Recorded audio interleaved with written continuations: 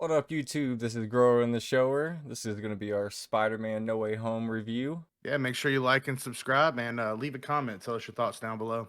All right, Brad, where do we start with this? Where do we start with the movie? It's pretty fresh for you. I know you're like, what, an hour or 2 hours removed from seeing the movie? Yeah, yeah. I don't know. Well, first, like, what are your thoughts of the movie in general? Is it good, bad, mixed? Like, what do you think of the movie itself? So, there's been so many just one-off, Marvel movies since Endgame, right? And I just haven't felt emotionally attached to anything since Endgame. Endgame had such a strong feeling to it at the end of it, or during it.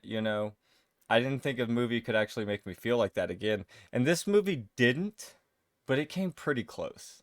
And I've told you time and time again how I was worried about the movie because in the trailer you see everything that's happening and like, oh, is this going to be too much? And I thought they played it pretty perfectly. I thought they did it pretty perfectly, and I'm actually very happy with the movie. I mean, I might be biased to say it's my favorite Spider-Man movie. That's what I was gonna say. I think it was great. I think it was my favorite Spider-Man movie. They Spider-Man 3 attempted to put all the villains in there, right? And it Yeah. didn't work. No, And not they at all. couldn't grow on it enough. I think this movie did such a good job of that. Not only did they include only 5 villains, I believe, plus 3 Spider-Men. Oh, spoilers, by the way. We need to put that in. Yeah. Uh, we should probably put that at the beginning. Yeah. But anyways, they include all the villains, like 3 Spider-Men, and they did a great job by not over explaining everything. Yeah. Everybody's seen the movies, they're under that assumption, and it's like we're not going to go into your backstory per se. We're going to catch you up. I love that the Spider-Man, honestly, the Spider-Man, the chemistry between them was my favorite part of the movie. I was super happy that they didn't do like what we thought they were going to do, which is like at the end, oh, here's another Spider-Man that shows up. They were like through half of the fucking movie and it was great. And Yeah. I loved it. I loved their chemistry. I like that you got a little catch up of what happened. Andrew Garfield Spider-Man was basically saying, ever since that day I was angry and this and that, and I stopped pulling my punches. And then you get to find out that Tobey Maguire's Spider-Man has been doing good. He got with MJ. He said they even started a family together. Mm-hmm. You could tell he was in a super like he was just in a good place in his life. Um, and they did the same with all the villains too. You got to get that backstory and that growth out of them, which was awesome to have growth out of the villains from other movies. Yeah. I agree. Because in those movies, the growth only happened at the end. Doc Ock was the best example. At Yeah. the end, You probably had the that's biggest when redemption story. exactly, yeah. And then you got to see him actually get his wits about him and go help. And I don't know. I just think it was a great movie. I think the whole. I wouldn't say there's many negatives. There's a couple of spots where I was like, that was weird or A that was little corny or corny, whatever. yeah. I was gonna But say a little corny at times, nothing but nothing was bad though.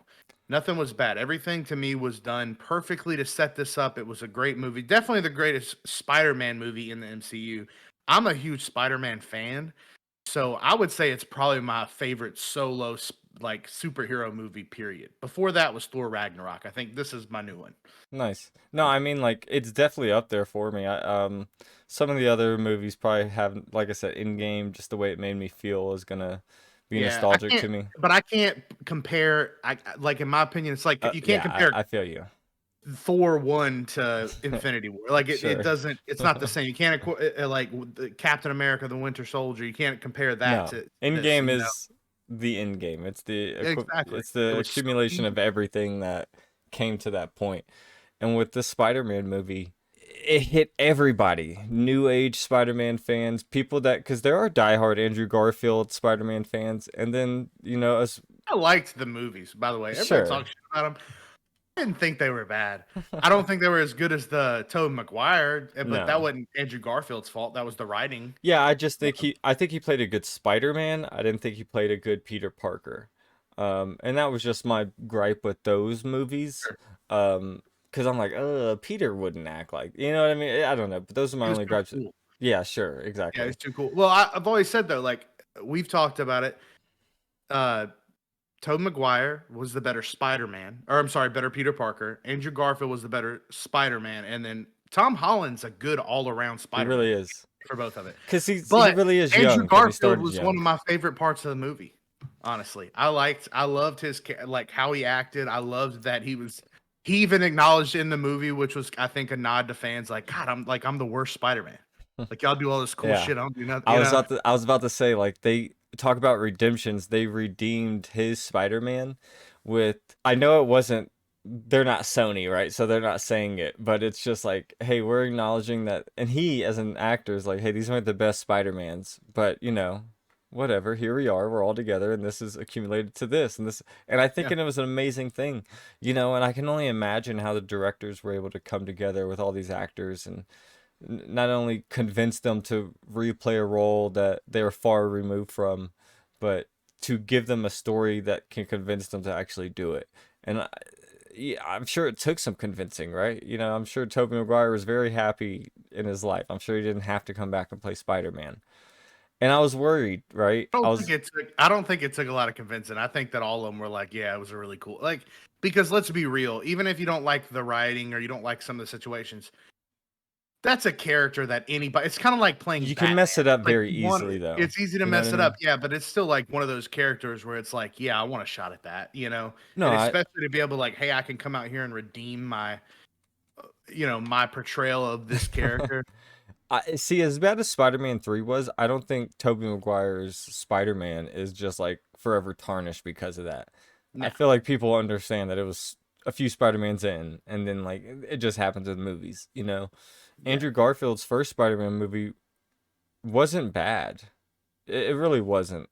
I don't, Um, yeah, I liked it. The second one was where it was that's that when one, they yeah. went down the trope, like, hey, let's throw everything in here. hmm Let's And try to then make it over the top. with Tom Holland, especially with this one, we're finally getting the backstory things that we would get with the other ones. I like how they didn't do that right away, but this movie definitely was grittier as well than all the other movies, right? Oh yeah. Especially the Tom Holland ones. There's a lot of dark moments with Aunt May dying and it really bringing back that Green Goblin feel of the original one where he would kill people and I don't know, I felt like Tom Holland's New Age Spider-Mans, there just hasn't been a lot of that grief yet, right? You never saw Uncle Ben dying No, or but there is I think that one of the greatest things about those that we didn't get to see with the other Spider-Man, and they were because they were already matured humans as opposed to what when we see it, even though in not even in the first Spider-Man, but when in Captain America Civil War and into Homecoming, in Civil War he was 15 years old. So we're watching him grow. We're watching him get stronger. We're watching him learn his abilities. And that's one of my things I've always said. Like Tom Holland, watching him, he gets his ass kicked constantly. It's not even yeah, like he a does. regular. He's not as smooth with his skills, and now he's growing. He's progressing. Now he has grief, and even more grief now than probably any Spider-Man has felt, um, movie wise. You know what I mean? That is very true. Um, I don't think, you could feel that in that moment where he didn't want to help anybody after that, after Aunt May died and everything. And, he met up with the other Spider-Mans and you could feel that in him that he was pretty much done being Spider-Man. He was willing to give it all up. yeah, and I And liked that moment too that he had. Just to say that when he was like, "Oh, you're gonna say you know what I felt," and then both of them were like, "Yeah, actually, we do." You know what I mhm, mean? Like Uncle Ben died, and then and not only did Uncle Ben die for one, but also, Gwen with great Stacy died. power Oh, comes that great was when they responsibility. finally said that. I was like, yes, finally. And I love that they acknowledged it, like Yeah. that all three of them have heard it because we've heard it forever. And I think, when they first when they released Homecoming, they stayed away from all tropes. Like, all right, you know who Spider-Man is. Yeah, they really We're not did. gonna do an origin. We're not gonna do the with great power comes great response. We're not gonna do all this shit. And for them to throw that line in there, um, especially from Aunt May, I thought was beautiful. And her fine ass died. I knew she was gonna die right when she got hit by that glider. And yeah, I was like, damn, Aunt Well, May. I knew someone My was daughter was with me, and she was crying hysterically. really. Yeah, she That's didn't. And crazy. at the ending too, she was crying. She was like, "So no one knows Remember him." I 'em? was like, So let's talk about the ending a little bit. It's pretty interesting. It's the same apartment we saw from, the first or the original "They're very Spider-Man. similar." Yeah, Sure, maybe not the shitty, yeah, New exact York same apartment. one, but Yeah, yeah, they tried to set it up as a very similar apartment, and it's true to what the comic book one was, you know, very high on some New York apartments. But I liked when so for I liked the sacrifice. He's like, I know what's gonna happen. Everybody's gonna because no one in the world even knows he exists. I like that they did it like that because it was Peter Parker, not Spider Man. So any interaction he's ever had with Spider Man, people still know. So it still sets him up later to be like, he could still show up in Avengers and people would know exactly who Spider Man is, right? They still know he helped fight Thanos and all that stuff. It's just Peter Parker that they don't know. They don't yeah, know Peter Parker.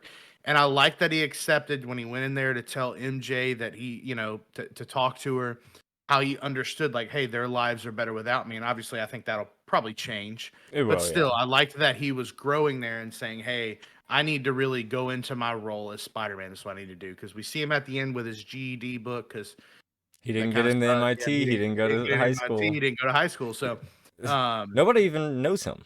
Like, if we're nope. thinking about that, no one knows Peter Parker, then, like, he's never gone to school, you know? He The doesn't. only thing I was curious about is like what happens to all his other shit? Like his government records, does that mean they Yeah, all go away? Like how did he get an ID? You know what I'm saying? yeah, Like what's going on there? that is pretty true.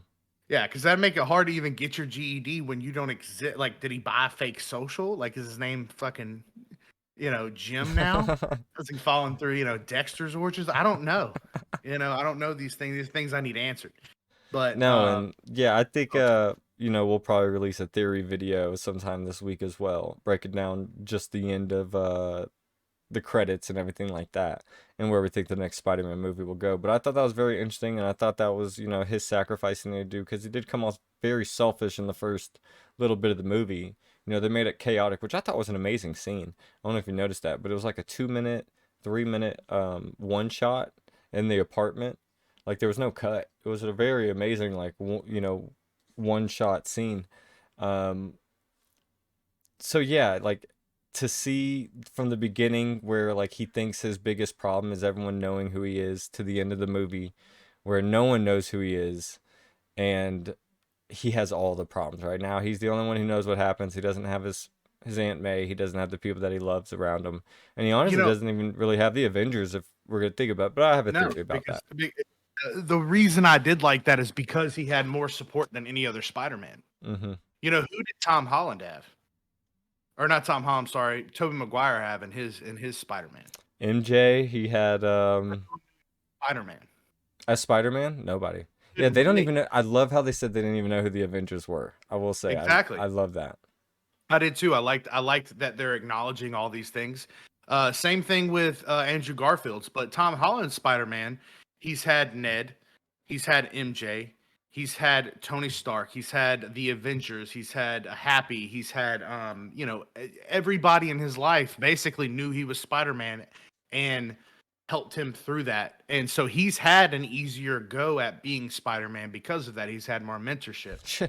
Even Especially with Tony even Stark. Daredevil in the beginning of the movie, you know, Oh, we you didn't even get talk about that. Even though it was short, like just of course, the only reason they put that in was just to say, yes, he's part of the MCU. yeah. I thought it was awesome. Right when I seen that, I was like, yes, because that to me that acknowledges that not only Daredevil's going to be in the MCU, but also um, the Punisher and Luke Cage and those. Hopefully not Iron I think Fist, that's but why they took them off of Netflix and everything like that. yeah, they're going to do something with them. Yeah. Um, But yeah, but he was yeah, already I able to get like the that. best lawyer, you know, in the Yeah. city. He's already, you know what I mean? Like he does have a big group of support around him. Yeah, that's what I mean. And but to take that all away, like he took it all away from him and went to being that type of Spider-Man to being the most alone. Yeah. Because he has nobody in his life now, to where the other Spider-Man did have people in their life that cared about him, supported him, even as Peter Parker. He has none of that now, and he accepted it. And I think that it opens him up to so much more. Because there's many more things that could happen, even with the storyline between him and MJ. With obviously, I think Zendaya is coming back. I don't think this is the last time we see her.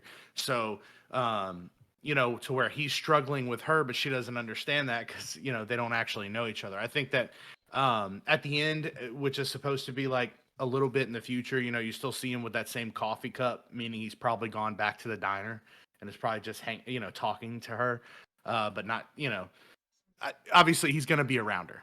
Given Hi, she's I'm Peter moving to Parker. Boston. Yeah, yeah. Given she's moving to Boston. Um, but there's something to be, Well, something's gonna happen there though. I'll go into the theories. What I said. A lot of these movies, especially the Marvel movies, they say things, they set things up in the movies. Say it all the time. They don't just say things to say things. So for them to be like, hey, we can go to Boston. There's crime in Boston, right? Like I just feel like something's gonna happen with that. So yeah, I can see that following something there. But yeah, let's talk about some of the special moments in the movie real quick, just to at least the moments that were memorable to you. I think Ned having some powers is going to come back later on in the movie.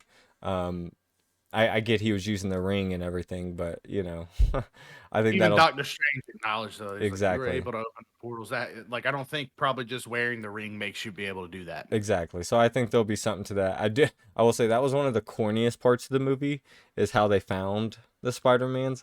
Like I get if you found one Spider-Man, but like where's Peter Parker? And then like Andrew Garfield's come out and was like, okay, let's do it again. And then oh, Toby, but Well, that part I didn't understand too. That was one of those moments because when they're like, "Well, where does he like to go?" And I know they were doing it just to say like, "I like to go here," and I like to everybody, all Spider-Men have this place.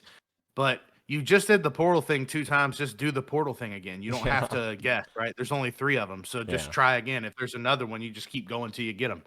No, I agree. So yeah, so that part was weird how they found him. Well, I think it was weird when at first I thought it was awesome because they're like when they're like, oh, there's Spider Man, and you see him turn around. And at first, I thought it was Tom Holland's Spider Man. Then we started coming closer. I was like, oh shit, this is it. And I liked that build up in that moment. But then, yeah, when they repeated it and just found, the Tobey Maguire Spider Man, I was like, okay, well now we figured that out. But Yeah.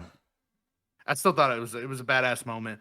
I loved the interaction that they had. I thought it was hilarious. Where he's like, "Prove him Spider Man." He's like, crawl on the ceiling. He's like, "No, I'm not gonna do that." And they're like, "Can you get that spider web down?" He's like, "Yeah, okay, yeah, fine. Thanks, Lola." I love the web shooter moment. It was like, whoa, that came out of your wrist. You freak. Yeah, Do you ever? that was a good part too. I like that that they did acknowledge that, and I loved that Tom Holland was like, "Does it come out of anywhere else?" He's like, "Nah, just my wrist." And I like they asked him how it worked. I thought that was cool. Yeah, it was a good Because moment. obviously that's the only Spider-Man that hasn't had to make his own web fluid. Exactly.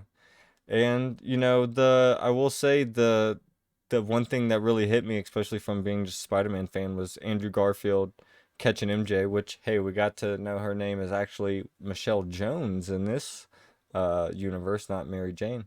Um Watson's still her last name, but to see him be able to catch MJ and you see that moment where it's like that's his redeeming factor I and thought it like was perfect. everyone Yeah. else had their cure or whatever, but I think that moment for Andrew Garfield was, hey, I can go back to my universe now and be okay. Maybe he can Mhm. start his family and stuff like Toby's Spider-Man was able to do, but When you get to see Tobey Maguire, the more mature Spider-Man, come down and stop him from killing Green Goblin, I thought that was good. And also the conversation he had with Doc Ock, yeah. where Doc Ock was like, "You look older. What you've been up to?" And he's like, "Oh, just trying to be better or do better." And then that's what he had told him in Spider-Man 2 before he died. He Yeah, was like, so "Just obviously this is gonna it's multiverses, right? So Toby's just gonna go right back to I think they didn't clarify that, but it needs to be clarified a little bit. But Toby's gonna just go right back into his universe, even though he was able to save Doc Ock and all this other stuff. Doc Ock's not just gonna magically appear in that universe like he never died. You know what I yeah." mean? That all happened. Which Doc kind of Ock's just sucks for gonna Doc Ock too, because when that happens, he got taken right before he died, but and that means he's just gonna pop right back up in sure, the but I same think place. this it's kind of like when did they explain it? You basically just create a new timeline at that moment. So you're a part of a timeline, right? No, I And get at the that. And moment something happens, you've just created a new yeah, timeline. So no, I he's get just that. gonna But my point is, Doc Ock though is gonna go back to the same moment he was he's in, which choking. was there was still that fucking fusion reactor, what it was called, Well, about to explode, we where don't he know had to that. kill He said he himself was to save it. choking Spider-Man, so we don't know if that That's was the when that moment. happened though. That he was choking him when he was describing that scene. That's true. There's a couple moments. Yeah, he was So describing that scene. So that means he's gonna pop back up right before he's gonna have to kill himself again or sacrifice himself, But should I I say? think he'd be fine with that. You know, I think at that moment he'd probably be fine with it. Like that. I liked the curing of all the villains. I thought that was a good like because I was always curious like what was the I was wondering how they were gonna play it. Like obviously we knew something was up. Some of the characters were bad, some wouldn't. But it's like how were they gonna play having these characters in here, and how were they gonna kind of get them back? And why was he at odds with Doctor Strange about it? And now it makes sense, right? That all of them were gonna die, and Doctor Strange was right in the whole scenario, by the way. He should have just fucking sent them back to where they were from, and what happens, happens. It ain't got nothing to do with you. That's what he should have actually done. But I did like the curing of all of them and giving them all that redemption. Or No, some of I it. agree. I agree. But like you said, they're gonna hop back into a scenario that's not really good. You know, they're like, "Whoa, Spidey, I know I was just kicking your ass, but hey, can we be friends Whoa, now?" chill out. I'm cool, man. Something Yeah, just happened. yeah, Especially knowing that the Spider-Men are not from the same timeline. exactly. Like I feel like they're from the same universe where they existed in the same they had the same because that's how that works, right? It's infinite. They're gonna be the same villains. Um, but it's obviously not the same timeline. Andrew Garfield was in the future. I don't know how many years passed. I would assume probably an accurate number of years since the last Spider-Man has progressed. Basically, it's been about 20 years for Tobey Maguire's Peter Parker. It's been 20 years since he's seen Norman That's Osborn, and he's crazy. seen yeah, I know, right? And he's seen Doc Ock. And for maybe 8 years, 10 years for Andrew Garfield's removed, but still they're from different timelines. So I don't know. It's kind of cool, and it opens up the multiverse in a unique way. Yeah, it does, and Um, we'll go in that into our theory video when we'll talk about something like that. But yeah, I think this movie hit all the points you'd want as a Spider-Man fan. Like you got everything you wanted. I don't think they missed out on much. Everyone had their redemption arc. Even if you like the villains, they had the redemption. It was almost like a perfect story, right? Except for him not being loved by everyone at the end.